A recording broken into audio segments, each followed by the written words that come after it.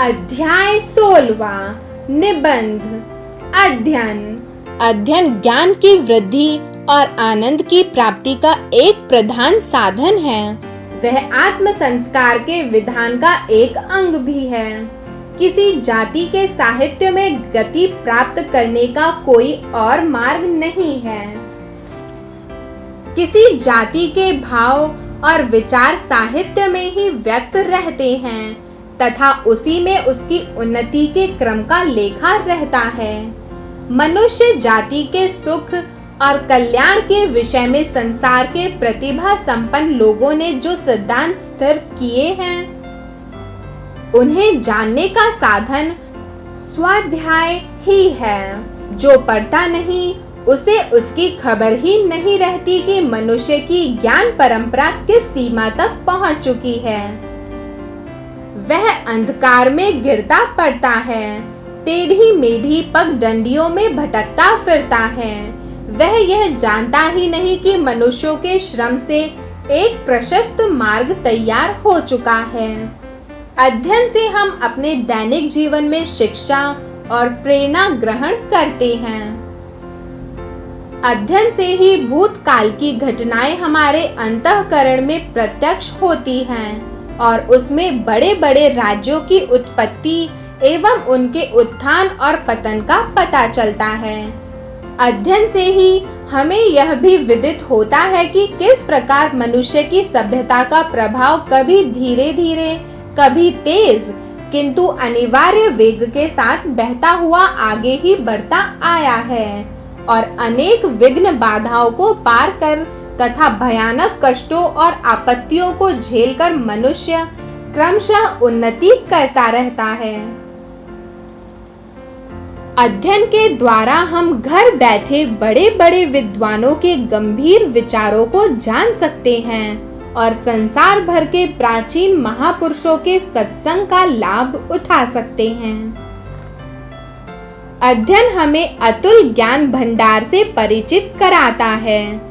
भवभूति और कालिदास अपने काव्य द्वारा हमारे सामने उपस्थित रहते हैं। जब हमारा जी चाहे तब जायसी की कहानी सुने, जब मन में आए अंधे सुर के प्रेम और चतुराई से भरे पद पढ़कर रसमग्न हो और जब चाहे गोस्वामी तुलसीदास जी की गंभीर गिरा से अपने उद्विग्न मन को शांत करने के लिए रामचरितमानस देखकर पुलकित हो। पुस्तकों के द्वारा हम किसी महापुरुष को जितना अधिक जान सकते हैं, उतना उसके मित्र, पुत्र और कलत्र भी नहीं जान पाते। जो ग्रंथकार अपने समय में आसपास के लोगों से बोलने चालने में संकोच करते होंगे, वे अध्ययनशील पुरुष के निकट एकांत में अपनी पुस्तकों द्वारा हृदय को बेधड़क खोलकर रख देते हैं। उनकी सारी प्रकृति हमारे सामने आ जाती है। विद्याभासी पुरुष को साथियों का अभाव कभी नहीं रहता। उसकी कोठरी में सदा ऐसे लोगों का वास रहता है जो अमर हैं। वे उसके प्रति सहानुभूति प्रकट करने और उसे समझने के लिए सदा प्रस्तुत रहते हैं।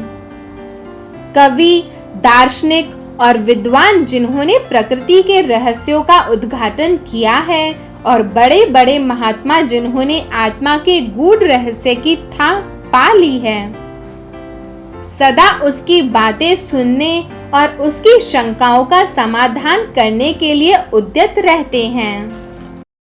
बिना किसी उद्देश्य के सरसरी तौर पर पुस्तकों के पन्ने उलटते जाना अध्ययन नहीं है। लिखी हुई बातों को विचार पूर्वक पूर्ण रूप से हृदय से ग्रहण करने का नाम अध्ययन है। प्रत्येक स्त्री पुरुष को अपने पढ़ने का उद्देश्य स्थित कर लेना चाहिए। इसके लिए सबसे मुख्य बात यह है कि पढ़ना नियम पूर्वक हो, अर्थात इसके लिए नित्य का समय निश्चित होने की आवश्यकता है। एकाग्रचित अध्ययन के लिए प्रातः काल का समय उपयुक्त होता है। सूरदास के विषय में प्रसिद्ध है कि वे नित्य सवेरे स्नान आदि के उपरांत कुछ पद बनाकर ही जलपान करते थे। प्रातः काल का समय न मिलने पर सुबीता के लिए कोई भी समय रखा जा सकता है, चाहे सवेरे का समय हो, चाहे रात का, चाहे 1 घंटे का समय हो, चाहे 2-3 घंटे का। नियम का दृढ़ता से पालन होना चाहिए। अध्ययन में बार बार दोहराने की क्रिया भी करनी पड़ती है, जिससे पढ़ी हुई बात मन में बैठ जाए। जब मैं किसी पुस्तक का प्रकरण पढ़ चुकता हूँ, तो पुस्तक बंद करके उसमें आई हुई मुख्य बातों को ध्यान में लाता हूँ। इसी क्रम से मैं एक एक प्रकरण पढ़ता जाता हूँ। जब पुस्तक समाप्त हो जाती है तो मैं सारी पुस्तक का अनुक्रम एक एक प्रकरण करके मन में धारण करता हूँ और पुस्तक की सारी बातों को दोहरा जाता हूँ। अध्ययन में नोटबुक रखने से बड़ी सहायता मिल सकती है। जो पुस्तक तुम पढ़ो उसके चमत्कारपूर्ण अंशों को लिखते जाओ, जिससे विद्वान और प्रतिभाशाली व्यक्तियों की उक्तियों को संचित रखने से अवसर पड़ने पर तुम्हें शांति, उपदेश और उत्साह मिल सके। यदि पुस्तक तुम्हारी है तो पृष्ठ के किनारे ऐसे स्थान पर निशान लगाते जाओ जो बार बार पढ़ने योग्य हो, जिनमें कोई सुंदर उक्ति हो जो संदिग्ध हो अथवा जिनके विषय में छानबीन आवश्यक है। पढ़ने के विषय में हमको यह बात स्मरण रखनी चाहिए कि जो कुछ हमें रुचे उसे अच्छी प्रकार पढ़ें और चिंतन करें। एक समस्या यह भी है कि कौन सी पुस्तक पढ़ी जाए और कौन सी न पढ़ी जाए। भोजन सामग्री की भांति कुछ पुस्तकें अच्छी होती हैं, कुछ बुरी। प्रतिकूल भोजन के समान निकृष्ट पुस्तकें त्याग देनी चाहिए। जिन पुस्तकों की विषय वस्तु दूषित है, शब्दावली आडंबरपूर्ण है, विचार निकम्मे हैं, वे हानिकारक होती हैं। सामान्यतः अच्छी पुस्तकें काल और स्थान की सीमा को पार कर आगे बढ़ती रहती हैं। अध्ययनशील व्यक्ति का कर्तव्य जो कुछ पुस्तक हाथ लगे उसको पढ़ना मात्र ही नहीं, बल्कि अच्छी, उपयोगी और सुरुचिपूर्ण पुस्तकें चयन करना सीखना भी है। तभी अध्ययन आत्म संस्करण और चरित्र गठन में सहायक हो सकता है। आचार्य रामचंद्र शुक्ल।